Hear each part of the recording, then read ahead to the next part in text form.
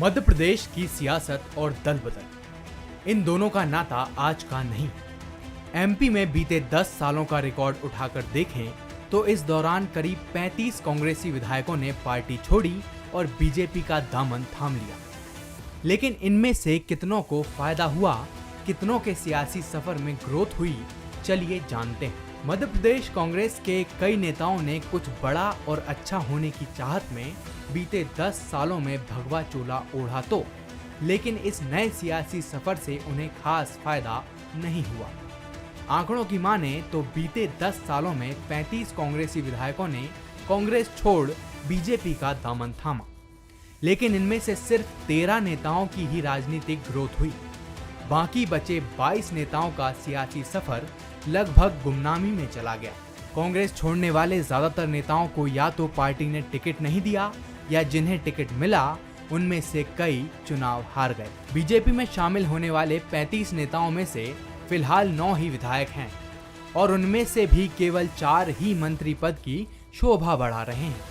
चलिए जानते हैं दल बदल के इस खेल की शुरुआत आखिर कहां से हुई थी। साल 2013 मध्य प्रदेश विधानसभा के सत्र के दौरान कांग्रेस सरकार के खिलाफ अविश्वास प्रस्ताव लेकर आती है। इसके विरोध में तत्कालीन उपनेता प्रतिपक्ष चौधरी राकेश सिंह बीजेपी ज्वाइन कर लेते हैं।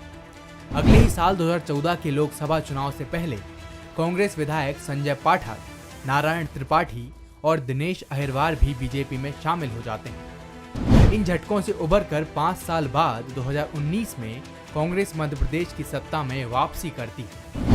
कमलनाथ मुख्यमंत्री बनते हैं और कांग्रेस के कार्यकर्ताओं का आत्मविश्वास लौट आता है। हालांकि 15 महीने बाद ही साल 2020 में ज्योतिरादित्य सिंधिया के करीबी 22 विधायक कांग्रेस का साथ छोड़ देते हैं। कमलनाथ सरकार गिर जाती है और एक बार फिर शिवराज सिंह चौहान मध्य प्रदेश के मुख्यमंत्री बन जाते हैं। बीजेपी की सत्ता में वापसी के कुछ महीनों बाद ही 4 और विधायक बीजेपी का दामन थाम लेते हैं।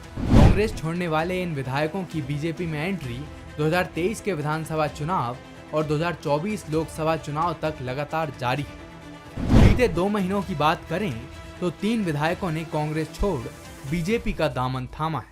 इस पूरे सियासी दल बदल पर और कांग्रेस छोड़ने वाले नेताओं के इस गुमनाम भविष्य पर पीसीसी चीफ जीतू पटवारी ने भी तंज कसा है। सोशल मीडिया प्लेटफॉर्म एक्स पर ट्वीट कर उन्होंने लिखा, बीजेपी डर और लालच के दम पर विपक्ष को खत्म करना चाहती है। डरे हुए कुछ मौका परस्त मन बदल भी रहे, लेकिन उनकी स्थिति जनता देख और समझ रही है। कभी मित्र साथ ही सहयोगी रहे ऐसे चेहरों के प्रति मेरी पूरी सहानुभूति है। यदि आप ये वीडियो YouTube पर देख रहे हैं तो हमारे चैनल को सब्सक्राइब करें और बेल आइकन को दबाना ना भूलें। अगर आप Facebook पर ये वीडियो देख रहे हैं तो हमारे पेज को लाइक करें। आप हमारे WhatsApp चैनल बंसल न्यूज को फॉलो कर हर दिन लाइव अपडेट्स भी पा सकते हैं।